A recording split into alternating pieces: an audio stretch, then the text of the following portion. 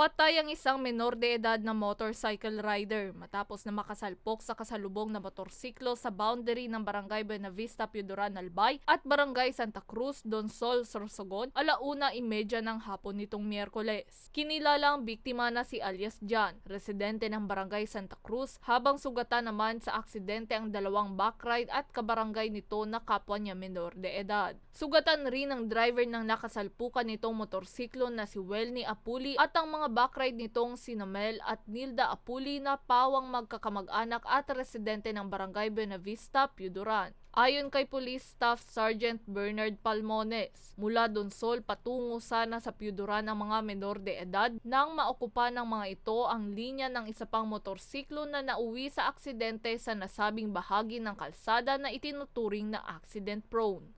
Wala man po silang wala, di man inutusan.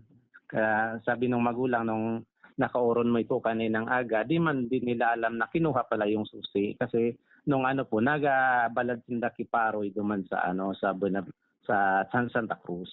Tapos pag di nila na malaya, nagali pala. Sa ngayon, patuloy pa rin na nagpapagaling sa ospital ang mga sangkot sa aksidente. Ang magiging lang po dito ng parents ng bata, lang po, civil liability lang po kung sakali. Yung sa criminal po, wala namang makakasuhan na kasi yung driver, deceased na din. And then minor siya, exempted pa naman siya sa criminal liability kasi 13 years old lang po siya. Paalala ng PNP, magmaneho ng may pag-iingat para maiwasan ang aksidente. Sundin ang mga batas trapiko at maging alerto sa paligid. Iwasan din ang pagmamadali, higit sa lahat iwasan ang pagmamaneho kung wala pa sa sapat na gulang. Para sa mga balitang Tatak, Bicol, May Insinares. Jericho Rosales po, Bicolano. Ngunyan takaypuan, kitabang at kasurog sa edukasyon, sa kalusugan at kabuhayan sa panahon ning sakuna. Ang Ako Bicol, katabang at kasurog ta sa pagtaoki scholarship sa mga aki na nangangaypuan. Katabang at kasurog ta sa kalusugan, kasurog sa pagpasar ni Eddie Garcia Law. Bilang ermano ng bawat Bicolano, ang muya kong party list may plano. Kaya ang boto ko, Ako Bicol. 131 sa balota.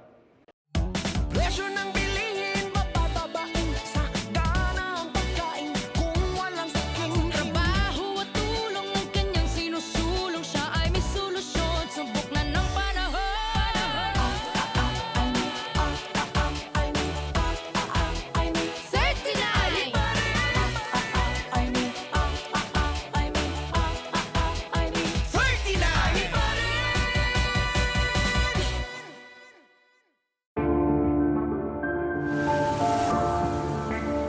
Sabi nila, wala ka daw ginawa nung nakaupo ka sa Senado.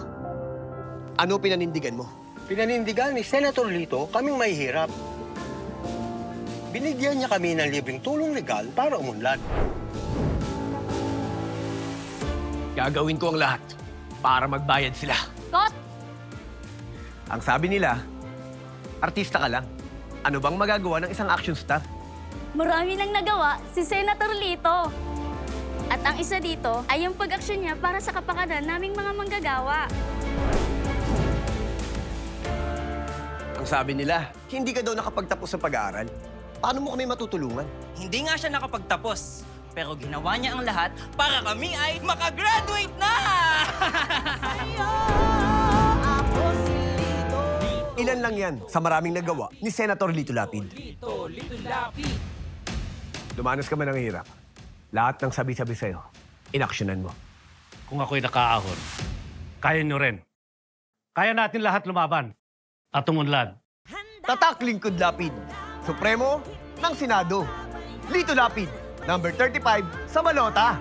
Lito, Lito, Lito Lapid! Lito, Lito, Lito Lapid! Lito, Lito, Lito Lapid!